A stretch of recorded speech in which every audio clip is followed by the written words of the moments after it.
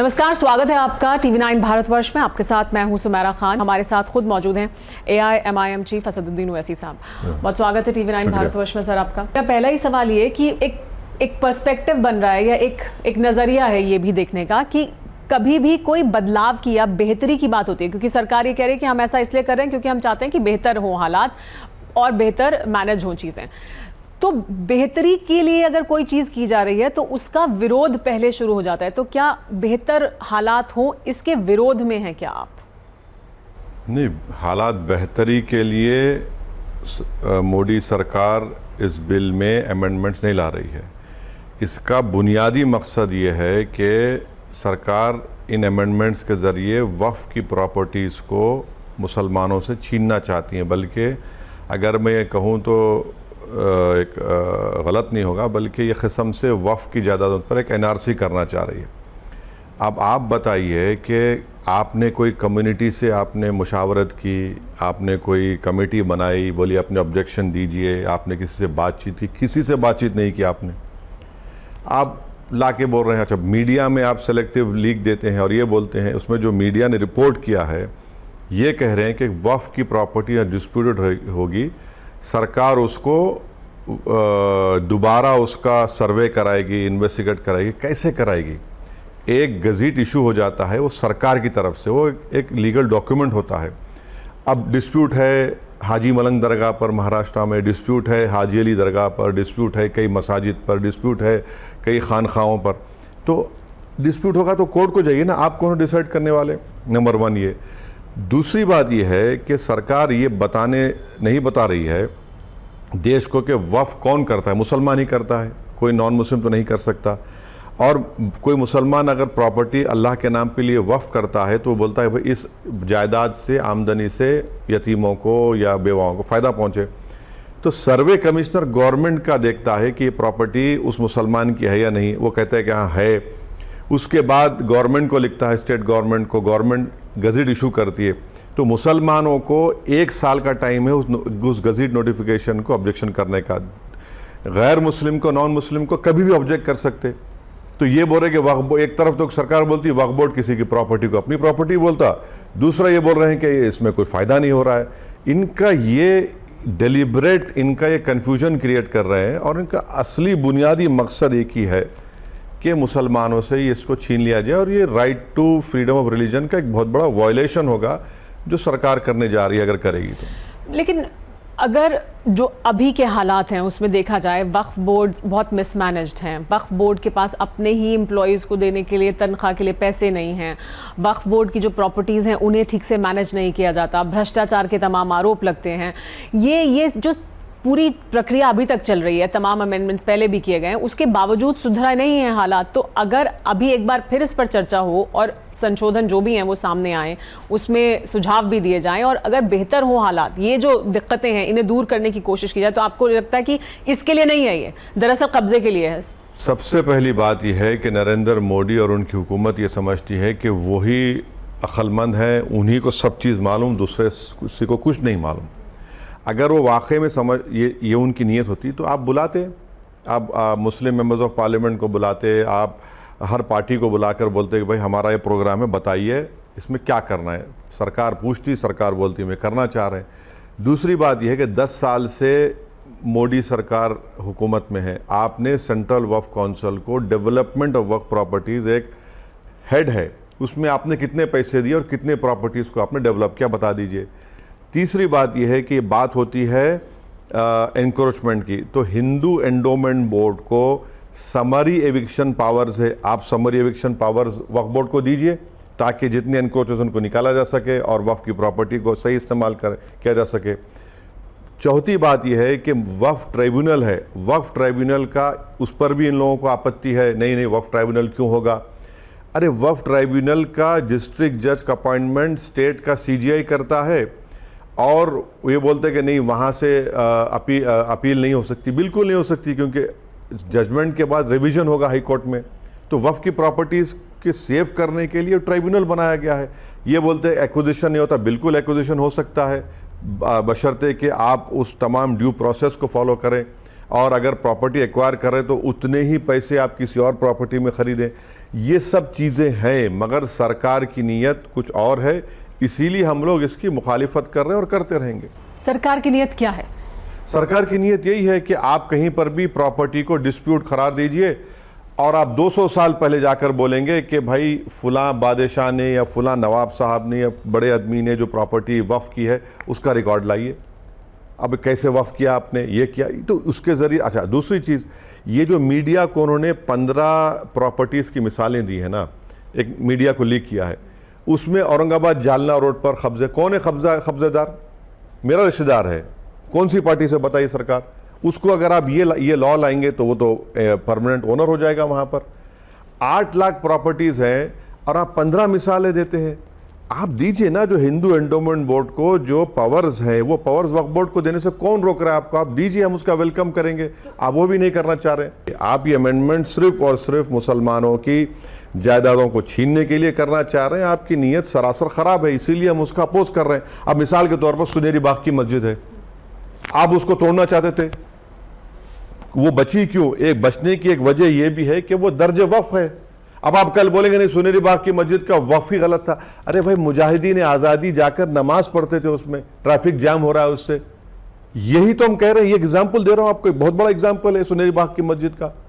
कई ऐसे मस्जिद हैं यूपी में, ज़मीनात हैं, आप सबको उसको रोकना चाहते हैं। तो आप दरअसल ये कह रहे हैं कि सरकार की मंशा ये है कि वो वापस सारे डिस्प्यूट्स या बहुत सी ऐसी जगहें जो बहुत प्राइम हैं या जो डिस्प्यूटेड हैं, उन डिस्प्यूट्स को वापस शुरू करें और फिर वो वक्फ से ले ली जाए ज़मीन। बिल्कुल। और सबसे बड़ी एक और वजह यह है कि ये मोदी सरकार और एनडीए जिनके अलाइज ये देख चुके हैं कि पिछले पार्लियामेंट के इलेक्शन में मुसलमानों ने उनको वोट नहीं दिया, तो मुसलमानों को सज़ा देना चाहते हैं कि आपने हम कोर्ट नहीं दिया, अब देखो हम आपकी प्रॉपर्टीज को छीन लेंगे। नहीं, लेकिन वैसे साहब एक इसमें अहम सवाल ये भी तो है कि इतनी प्रॉपर्टी है और अब हाँ। तो लगातार सामने आ रहा है कि कितनी प्रॉपर्टी है, कि तीसरे सबसे बड़े लैंड ओनर है, लेकिन उसके बावजूद मुस्लिम समाज की बेहतरी के लिए तो कुछ नहीं हो रहा है। देख,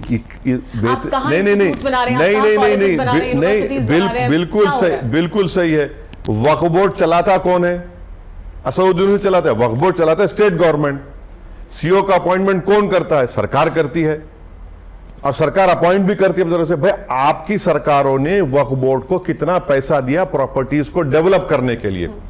कुछ तो प्रॉपर्टीज आज भी खाली है ना, आपने क्यों नहीं डेवलप किया उनको? अगर पहले की सरकारों ने एक सिस्टम बनाया था और ये सरकार को लगता है कि वो वर्क नहीं कर रहा है, हम इसे और बेहतर कर सकते हैं। देखिए, तो 10 साल में नरेंद्र मोदी ने सिर्फ पैसे दिए सेंट्रल वक्फ काउंसिल को कंप्यूटराइजेशन ऑफ रिकॉर्ड्स के लिए। आपने कितने पैसे दिए डेवलपमेंट ऑफ वक्फ प्रॉपर्टीज के लिए? हम मानते हैं आप देते नहीं है ना। स्टेट गवर्नमेंट हो तो सरकार का पूरा कंट्रोल होता है। अच्छा, इतने प्रदेशों में बीजेपी की सरकार है, आप क्या कर रहे हैं बताइए? आपने कितने एनक्रोचमेंट्स को निकाला? जाइए माजी में 2019 में CAA लाए, ट्रिपल तलाक लाए, यही वो कर रहे हैं। तो इसीलिए कह रहा हूं कि ये इलेक्शन में वोट नहीं किया है, ये इसकी सजा है। और ये बीजेपी की सरकार, एनडीए की नहीं है। ये कितने इन्फ्लुएंशियल है, जितने अलाइज उनको सपोर्ट कर रहे हैं, कुछ इनका इन्फ्लुएंस नहीं है। बीजेपी अपने हिंदुत्व एजेंडे को थोप रही है देश के ऊपर, और ये सब लोग देख रहे हैं, तमाशाई बनकर देख रहे हैं। लेकिन बीजेपी का या सरकार का ये कहना अगर है कि देखिए, एक जो तबका है उसको ही संरक्षण मिलता है और एक तबका है जो हावी रहता है मुसलमानों की संपत्तियों पर भी। ये दो कॉन्ट्रडिक्शन कैसे होंगे बताइए? सुनिए, जो ये मौलाना हैं, जो मौलवी हैं, जो मुतवल्ली हैं, जो all India Muslim personal law board में बैठे हैं, वही लोग ज्यादातर वक्फ बोर्डों के भी सदस्य हैं, वही लोग घूमकर मुतवल्ली भी बन जाते हैं। तो यही लोग हैं जो कंट्रोल कर रहे हैं सब कुछ, यही संपत्ति भी कंट्रोल कर रहे हैं। तो इनका कंट्रोल खत्म होना चाहिए। अगर वो ये कह रहे हैं तो क्या गलत है? नहीं, आप पहले तो ये झूठ बोल रहे हैं। आप जाकर देखिए गुलबर्गे में, वहाँ के जो सज्जादे साहब हैं, अल्लाह उनकी मग़फ़रत करे, आज इस दुनिया में उन्होंने मेडिकल कॉलेज शुरू किया। ये लोग जानते भी नहीं है, उन्होंने उस ज़माने में मुस्लिम लड़कियों की तालीम का इंतज़ाम किया। बैल की बंडी रखकर उसको पर्दे में लगाकर घर घर जाती बैल की मंडी की, चलो बिठाओ अपनी बच्ची को स्कूल में पढ़ो। आज वहाँ मेडिकल कॉलेज है, इंजीनियरिंग कॉलेज है, स्कूल है। इनको दिखता नहीं है। ये समझते हैं कि बस मुसलमान बिल्कुल कुछ चाहता ही नहीं है। अरे भाई, ये जो मुतवल्ली है, मजाक है वो खानखाई निज़ाम को चलाना। ये जो उलेमा है, ये पढ़ के नहीं है, इनको नहीं मालूम। आप आप होते कौन है इनको डिग्रेड करने वाले, इनकी बेइज्जती करने वाले? ये लोग ऐसा काम कर रहे हैं। नहीं, उनका ये कहना है कि पहले की सरकारों में, चाहे वो यूपीए की सरकार रही हो, कांग्रेस की सरकार रही हो, उन सरकारों में कुछ लोग थे जिनको सरकार का संरक्षण मिलता था, वही लोग बोर्ड्स के भी सदस्य हैं, वही लोग चीजों को भी कंट्रोल करते हैं, बिल्कुल नहीं है, बिल्कुल नहीं है, नहीं वक्त ये अगर और डेमोक्रेटाइज हो और मुस्लिम तबके के लोग इसमें डेमोक्रेटाइज, देखिए क्या हर्ज है? वक्फ बोर्ड का इलेक्शन क्या कैसे होता है ये तो बता दें हमको। MLA category, MP category, judiciary के जो हाई कोर्ट के जो लॉयर से कहता है, सरकार के अपॉइंटीज होते हैं, एक शिया तबके से होता है, सब होता है। इसमें डेमोक्रेसी नहीं है, ये डिक्टेटरशिप आप कर रहे हैं कि बस हमको मालूम, हम छीनेंगे, हम एनआरसी करेंगे, हम ये इसको डिस्प्यूट पैदा कर देंगे। क्या महाराष्ट्र के चीफ मिनिस्टर ने नहीं कहा कि हाजी मलंग दरगाह में वो दरगाह नहीं है, आप अब उसको डिस्प्यूट पैदा कर देंगे? आप जालना, औरंगाबाद जालना रोड पर मैं बोल रहा हूं, चलो मेरे साथ। यानी दरगाहों और मस्जिदों की जमीनों पर डिस्प्यूट पैदा किया जाएगा, बिल्कुल उनको कब्जा लिया जाएगा, बिल्कुल किया जाएगा, बिल्कुल किया जाएगा। यही तो इनका मकसद है। क्योंकि ये आप बताइए, वक्फ ट्राइब्यूनल से दुश्मनी क्यों है आपको? ट्राइब्यूनल है ना, वक्फ का ही ट्राइब्यूनल है। मैं तो अपॉइंट नहीं करता हूं, सीजीआई उस स्टेट का सीनियर डिस्ट्रिक्ट जज को अपॉइंट करता है। नहीं, रिवीजन पिटीशन क्यों जाएगा, अपील जाएगा? यानी अगर फर्ज करिए अगर वक्फ बोर्ड जीतता है किसी एंक्रोचर के खिलाफ, तो रिवीजन पिटीशन अच्छा होगा या अपील अच्छा होगा? रिवीजन पिटीशन अच्छा होगा ना, कि मेरा कब्जा मुझे मिल रहा है। नहीं, आप नहीं देना चाह रहे, यही तो कह रहा हूं कि नीयत खराब है इन चीजों में। क्योंकि सरकार को तो कहना है कि पहले तुष्टीकरण हो रहा था, हम सुधार करना चाहते हैं। कौन सा तुष्टीकरण हो रहा है? आप तुष्टीकरण कर रहे हैं गौरक्षकों की, आप तुष्टीकरण कर रहे हैं उन तमाम लोगों की जो घर तोड़ रहे हैं, आप तुष्टीकरण कर रहे हैं उस समाज को ये बता करके मुसलमान पूरा कब्जा कर रहे हैं। मुसलमान अगर है तो बताइए ना। 1,80,000 के करीब मुस्लिम ग्रेजुएट्स क्यों नहीं है? अगर तुष्टीकरण हो रहा है तो मुस्लिम महिला सबसे अनपढ़ क्यों है, इलिटरेट क्यों है? आपने 10 साल में क्या किया बताइए? अगर तुष्टीकरण हो रहा है तो आपने प्री मैट्रिक स्कॉलरशिप को क्लास 9 और क्लास 10 से क्यों शुरू किया, क्लास 4 से करते? तुष्टीकरण हो रहा है तो आपने अलीगढ़ मुस्लिम यूनिवर्सिटी को पैसे कम क्यों दे रहे हैं, बीएचयू को ज्यादा क्यों दे रहे हैं? ऐसी कई मिसालें मैं दे सकता हूं।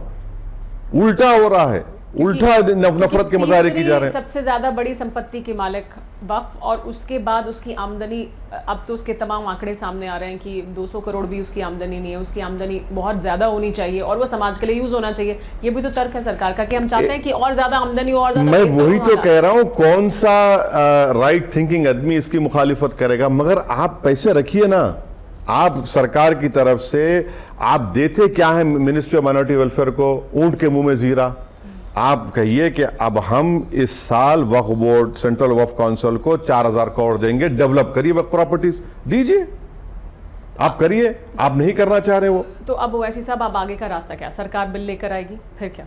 नहीं, बिल लेकर आएगी, हम मुखालिफत करेंगे। आप देखिए, इस जुमे के दिन भारत की हर मस्जिद का इमाम इस बिल के खिलाफ बोलेगा। और ये एनआरसी है, मैं बोल रहा हूँ वक्फ बोर्ड का एनआरसी होगा, हम खामोश नहीं बैठेंगे, हम तो अपोज करेंगे, जनता के दरमियान में जाएंगे। इसको, ये इशू बन चुका है। ये तो हम देखिए, ये कॉन्स्टिट्यूशनल इशू है, ये पॉलिटिकल इशू नहीं है, ये मेरी बका का इशू है, फ्रीडम ऑफ रिलीजन का मेरा इशू है। क्या फिर आप क्या क्या छीन लेंगे मुझसे? क्या रहेगा बाकी? एनआरसी के विरोध में जैसे सड़कों पर लोग उतरे, तो आप ये कह रहे हैं कि लोगों को सड़कों पर उतरना बिल्कुल, मैं ये कहूंगा कि हमको प्रोटेस्ट करना हमारा फंडामेंटल राइट है। हम जनता के दरमियान में जाएंगे। और याद रखिए, ये कानून क्यों लाया जा रहा है? महाराष्ट्र, हरियाणा के चुनाव से पहले ला रहे हैं। वहां पर आप एक मैसेज देना चाह रहे हैं। और सबसे ज्यादा प्रॉपर्टीज कब्जा में कहां पर है? जो एंक्रोचमेंट ज्यादातर सब जगह पे है, महाराष्ट्र, हरियाणा भी शामिल है, तो वहां पर आप एक मैसेज देना चाह रहे हैं। सड़कों पर उतरे और लोग प्रोटेस्ट करें, आप नहीं प्रोटेस्ट कर नहीं, देख आज भी संसद का रास्ता है, वो क्यों किया जाए? अदालत में क्या करूं? आप जब मुझसे मेरी प्रॉपर्टी छीन रहे हैं, आप सजाए मौत का ऐलान कर रहे हैं, सील लगा रहे हैं, और मैं क्या करूं जाकर? आप ये कानून जैसा ही पास होगा, आप देखेंगे फौरन 2-3 दिन के अंदर प्रेसिडेंट ऑफ इंडिया उस पर स्टैंप लगा देंगे और उस पर शुरू हो जाएगा पूरा डिस्प्यूट। क्या है काशी मथुरा का डिस्प्यूट बता रहा हूं आपको।